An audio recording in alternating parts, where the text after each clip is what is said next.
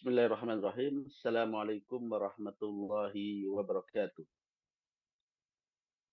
Alhamdulillahirabbil alamin wassalatu wassalamu ala sayyidil mursalin nabiyyina Muhammad wa ala alihi wa ashabihi wa man tabi'ahum bi ihsanin ila yaumiddin.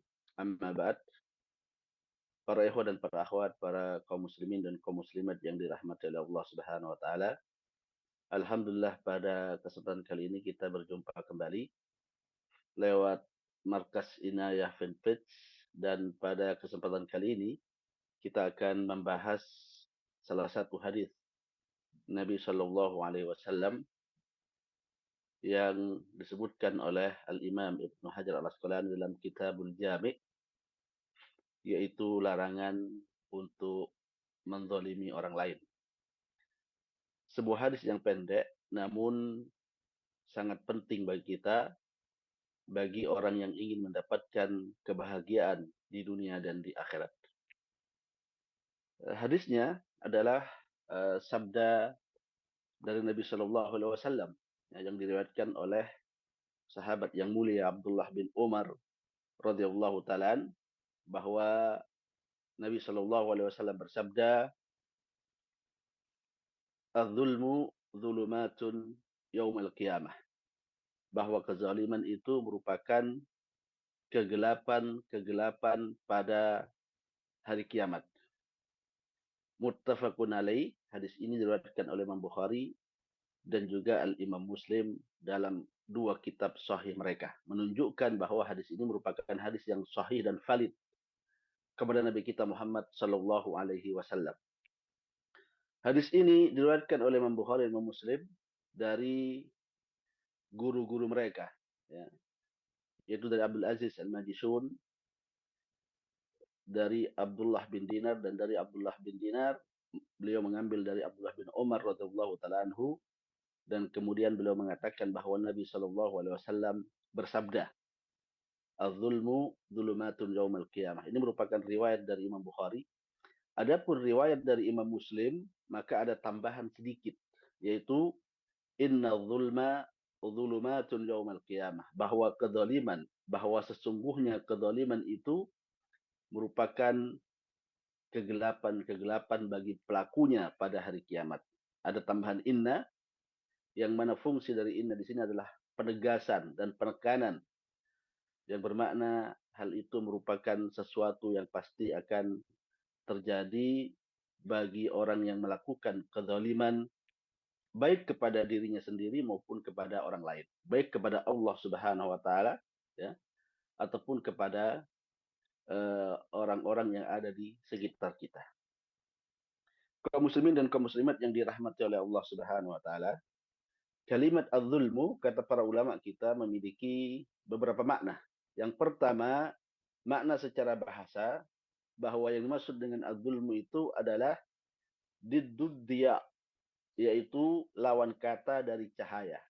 Makna dari kezaliman berarti adalah kegelapan. Ya. Az-zulmu di sini maknanya adalah kegelapan. Kemudian makna yang kedua yang disebutkan oleh para ulama kita adalah wad'u syai'i fi ghairi maudhi'ihi ta'addiyan, yaitu dia meletakkan sesuatu bukan pada tempatnya karena perbuatan melampaui batas, ya. Dan makna yang kedua inilah yang banyak beredar terkait dengan makna kezaliman tersebut, yaitu dia melakukan dan meletakkan sesuatu bukan pada tempatnya, sehingga kemudian dia melakukan pelanggaran secara syariat, karena tidak boleh bagi kita untuk meletakkan sesuatu bukan pada tempatnya. Kemudian yang kedua, zulumatun. Ya, zulumatun, yang dimaksud dengan zulumatun itu adalah kegelapan. Dari jamak dari zulmatun. Yang dimaksud dengan zulmah itu adalah kegelapan. Ya, kegelapan yang mana kita tidak bisa melihat sesuatu apapun di sekitar kita. Ya. Maka yang dimaksud dengan zulumatun ini, kata para ulama kita, adalah bahwa dia tidak mendapatkan jalan dan petunjuk jalan ketika pada hari kiamat kelak. Dia tidak diiringi dengan cahaya ketika pada hari kiamat kelak. Padahal seorang mukmin, ya seorang mukmin pada hari kiamat akan mendapatkan cahaya dari arah depan, dari arah belakang dan lainnya ketika dia melakukan perjalanan di hadapan Allah Subhanahu wa taala. Ini yang pertama. Kemudian yang kedua, yang dimaksud dengan zulumatun adalah dia mendapatkan huru-hara dan mendapatkan siksaan serta adab pada hari kiamat disebabkan karena kezaliman yang dia lakukan kepada Allah maupun kepada orang-orang yang ada di sekitarnya. Maka dengan makna yang kedua ini, bahwa orang yang melakukan kezaliman akan mendapatkan siksaan dari Allah Subhanahu wa taala, akan mendapatkan azab dari Allah Subhanahu wa taala sesuai dengan kezaliman yang dia lakukan kepada Allah dan juga kepada makhluk-makhluk yang lainnya. Ini yang akan kita jelaskan nanti, salah satu di antara bentuk azab yang Allah Subhanahu wa taala berikan kepada orang-orang yang melakukan kezaliman kepada dirinya maupun kepada orang lain, kepada Allah maupun kepada orang-orang yang ada di sekitarnya. Ini adalah makna hadis yang disebutkan di dalam buku-buku para ulama kita. Dan yang lebih menakutkan lagi, al-zulumat, ya, siksaan itu dan juga kegelapan itu terjadi pada hari kiamat. Ya, az-zulmu zulumatun yaumal qiyamah. Yang mana pada hari kiamat merupakan hari penentuan bagi kebahagiaan seorang hamba dan juga bagi kesengsaraannya. Pada hari kiamat tidak ada pertolongan kecuali dari Allah Subhanahu wa taala, ya. Semua syafaat yang diberikan oleh para nabi, para rasul, oleh kaum mukminin tidaklah bisa datang kepada kita kecuali atas dasar izin dari Allah Subhanahu wa taala. Oleh karena itu hari kiamat merupakan hari yang sangat mencekam. Berbeda ketika siksaan itu, huru-hara itu, musibah itu datang ketika kita di dunia. Banyak orang yang membantu kita, banyak orang yang menghibur kita, banyak orang yang mendukung kita baik secara moral maupun secara material. Tapi pada hari kiamat kelak semuanya adalah kekuasaan Allah Subhanahu wa taala. Baik kaum muslimin dan kaum muslimat yang dirahmati oleh Allah Subhanahu wa taala. Hal-hal yang bisa kita petik dari hadis ini, yang pertama adalah hadis ini menjelaskan kepada kita terkait dengan akibat dari kezaliman, yaitu zulumatun yaumal qiyamah. Orang yang melakukan kezaliman maka dia akan mendapatkan kegelapan demi kegelapan, mendapatkan siksaan demi siksaan, mendapatkan musibah demi musibah pada hari kiamat kelak.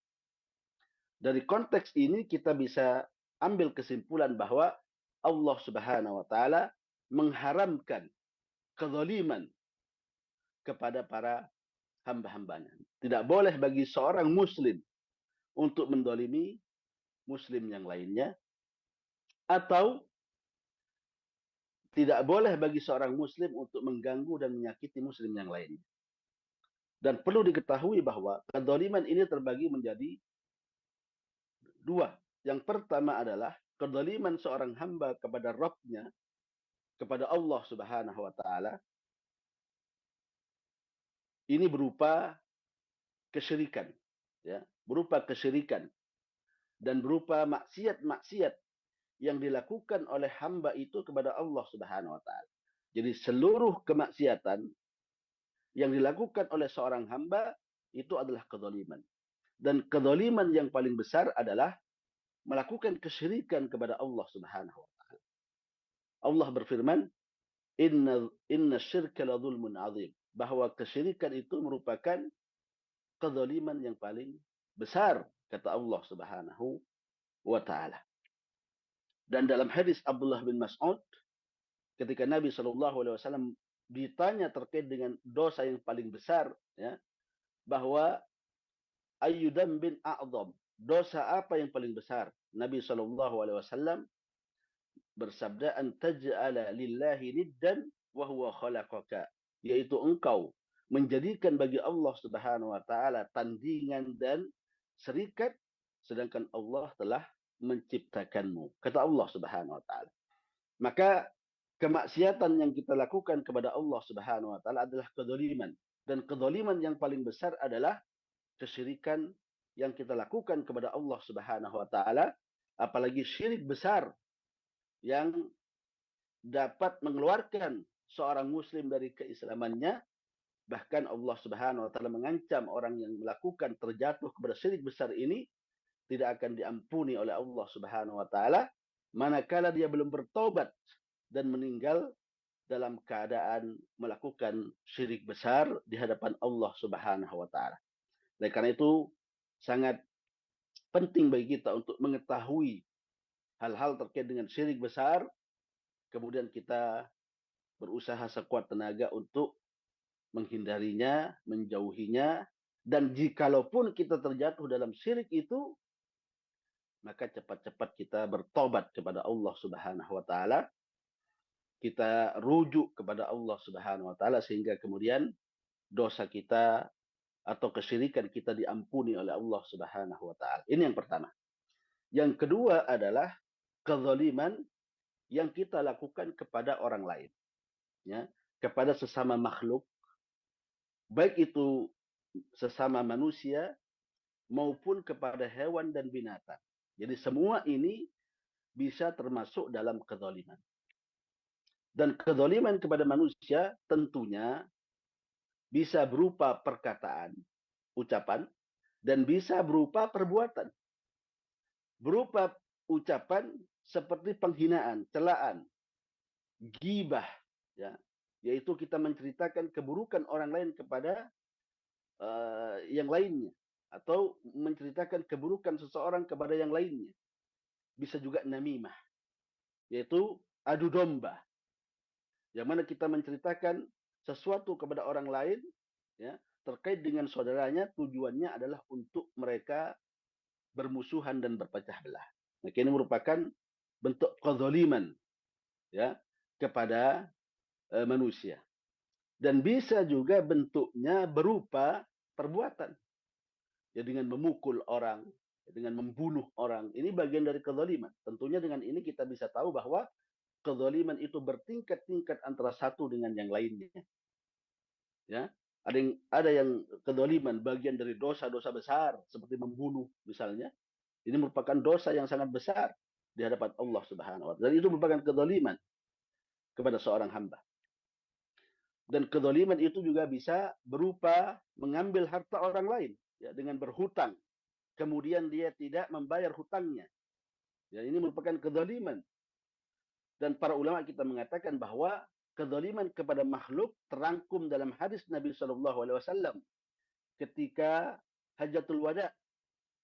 Beliau mengatakan, inna dima'akum wa amwalakum wa aradakum alaikum haramun. Kata Allah, kata Rasulullah SAW, bahwa sesungguhnya darah-darah kalian, harta-harta kalian, kehormatan-kehormatan kalian diharamkan oleh Allah Subhanahu wa taala satu muslim dengan muslim yang lain. Jadi tidak boleh kita menumpahkan darah orang lain tanpa jalan yang hak. Tidak boleh kita mencela orang lain, menghina orang lain, membuli orang lain tanpa jalan yang hak, ya. Dan tidak boleh bagi kita untuk mengambil harta orang lain kecuali dengan cara yang hak. Ini semua adalah bentuk penjagaan agama ini kepada seorang muslim. Semua yang dimiliki oleh seorang muslim, darahnya, kehormatannya, dan hartanya haram. Tidak boleh kita mengambilnya secara serampangan kecuali sesuai dengan ketentuan-ketentuan syariat yang telah digariskan oleh Allah Subhanahu wa taala. Kemudian juga kezaliman juga bisa kepada hewan-hewan dan binatang-binatang. Ya, kita bisa menyakiti binatang, ya. Kita bisa memelihara binatang, tetapi kita tidak memberikan kepada binatang itu perhatian, ya. Sebagaimana dalam sebuah hadis bahwa seorang wanita masuk ke dalam neraka. Disebabkan karena apa? Karena dia memelihara seekor kucing dan dia memenjarakannya di rumahnya, tidak dia berikan makan dan juga tidak dilepaskan agar kemudian mendapatkan makanan dari tempat sekitarnya. Sehingga kucing ini tersiksa dan mati, dan itu menjadikan wanita itu masuk ke dalam neraka Allah Subhanahu wa taala. Ini kezaliman kepada binatang. Jadi kezaliman ini bukan cuma kepada manusia saja, tetapi juga bisa kepada binatang-binatang yang ada di sekitar kita. Maka jangan menyakiti binatang-binatang yang tidak pantas dan tidak layak untuk disakiti. Ya. Karena memang ada binatang-binatang yang boleh untuk dibunuh, seperti tikus misalnya, atau ular, atau hewan-hewan yang berbisa seperti kalajengking dan lain sebagainya, yang diperbolehkan untuk dibunuh karena bisa membahayakan orang lain. Tapi binatang-binatang yang jinak, ya, yang baik, yang ada sekitar kita, seperti ayam, kucing, dan lain sebagainya, maka harus kita pelihara dengan baik, tidak boleh mendolimi. Dan kalau kita memelihara hewan, maka harus memberikan kepada hewan tersebut hak-haknya seperti makanan dan lain sebagainya. Maka ini adalah kezaliman atau makna kezaliman yang tercakup dalam hadis ini. Kemudian yang kedua, dzulumatul yaumal qiyamah. Ini merupakan hukuman bagi orang yang melakukan kezaliman tersebut. Yaitu apa? Kegelapan demi kegelapan. Dan sebagian para ulama kita mengatakan yang dimaksud itu adalah musibah atau malapetaka atau huru-hara yang dia akan dapatkan pada hari kiamat kelak. Contohnya apa? Contohnya adalah orang yang melakukan kezaliman, dia akan menjadi orang yang bangkrut pada hari kiamat. Sebagai sabda Rasulullah SAW, beliau bertanya, atadruna manil muflis? Tahukah kalian siapa orang yang bangkrut itu? Para sahabat mengatakan, al-muflisu fina man la dinar lahu wa la dirham. Ya. Orang yang bangkrut itu, wahai Rabbi, adalah orang yang tidak memiliki harta, tidak punya al-mata, ya, tidak punya perabot-perabot, tidak punya uang. Nabi SAW mengatakan, la, ya, al-muflisu fina man ya'ti yaumal qiyamati bi salatin wa siyabin wa zakatin. Orang yang bangkrut yang sesungguhnya adalah yang datang pada hari kiamat dengan pahala salatnya, pahala puasanya, pahala zakatnya. Wa ya'ti wa qad zalama hadha. Tapi ketika hidup di dunia dia mendolimi si fulan. Wa daraba hadha. Dan dia memukul si fulan. Wa akhadha malahan. Dan juga mengambil harta-harta si fulan tanpa dengan yang hak. Contohnya ya berhutang tanpa dia membayar hutang tersebut. Maka ini merupakan bagian dari kezaliman yang mana akan mengakibatkan siksa baginya pada hari kiamat kelak. Kemudian apa? Pada hari kiamat kelak, semua pahala kebaikannya, pahala salatnya, pahala puasanya, pahala zakatnya, ya, diberikan kepada orang yang dia zalimi. Nah, ini merupakan sebuah huru-hara yang didapat, musibah besar. Kebutuhan kita pada amal kebaikan pada hari kiamat sangat besar. Tetapi orang yang banyak mendolimi orang lain, kebaikannya bukan dimanfaatkan oleh dirinya, tapi diambil oleh orang lain. Ya. Jadi pahala sholatnya, puasanya dimanfaatkan, diberikan kepada orang yang dia dolimi. Tentunya sesuai dengan kapasitas kedoliman yang dia lakukan. Ya. Ketika semua pahala kebaikannya sudah habis, ya, pahala sholatnya habis, pahala puasanya habis, zakatnya habis, karena dia banyak melakukan kedoliman, masih ada orang yang dia dolimi, yang belum mendapatkan haknya. Maka apa yang terjadi? Dosa orang yang dia dolimi diberikan kepada dirinya. Ini adalah keadilan dari Allah Subhanahu wa taala. Ya. Jadi sekarang dosa dari orang yang didolimi diserahkan oleh Allah kepada kita agar kemudian kita mempertanggungjawabkannya. Ya, inilah disebut dengan bangkrut. Modal habis bahkan minus. Modalnya apa? Kebaikan-kebaikan yang dia lakukan ketika di dunia. Itu semuanya habis, bahkan minus dosa orang-orang yang kita dolimi diberikan kepada kita. Maka ini merupakan musibah yang sangat besar, apalagi ini terjadi pada hari kiamat, seperti saya katakan tadi, yang mana kebutuhan kita pada hari itu kepada cahaya, kebutuhan kita kepada amal kebaikan, itu sangat besar.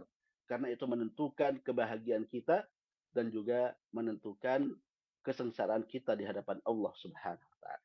Maka hadis yang kecil ini, pendek ini, az-zulmu dzulumatun yaumil qiyamah, hendaknya dihadirkan dalam benak kita, selalu kita pikirkan, sehingga sebelum kita berbicara, sebelum kita berbuat, kita hendaknya berpikir, apakah ucapan ini menyakiti orang lain, dan apakah perbuatan ini menyakiti orang lain, sehingga kemudian kita bisa menghindari perbuatan itu, agar kemudian tidak menjadi orang yang bangkrut, sebagaimana yang disebutkan oleh Nabi kita Muhammad SAW. Inilah yang bisa kita jelaskan pada kesempatan kali ini. Semoga Allah Subhanahu wa taala menjaga kita dari perbuatan kezaliman, dari kesyirikan kepada Allah Subhanahu wa taala, dan merupakan kezaliman yang paling besar, dan juga kezaliman kepada sesama manusia. Dan jikalaupun kita terjatuh kepada kezaliman kepada sesama manusia, maka hendaknya kita cepat-cepat minta maaf, ya, al-istibra, dan juga meminta agar kemudian hal yang kita lakukan kepadanya dimaafkan oleh orang-orang yang ada di sekitar kita, agar kemudian kita tidak terjatuh dalam ancaman ini. Kalau kita banyak mencela, menghibahi, membuli, merosting dan lain sebagainya, minta maaf, ya. Maafkan atas segala kehilafan dan kekurangan ataupun kecelaan-celaan yang kita lakukan, sehingga apabila kita dimaafkan, insya Allah itu merupakan penghapus dosa yang kita lakukan kepada orang-orang tersebut.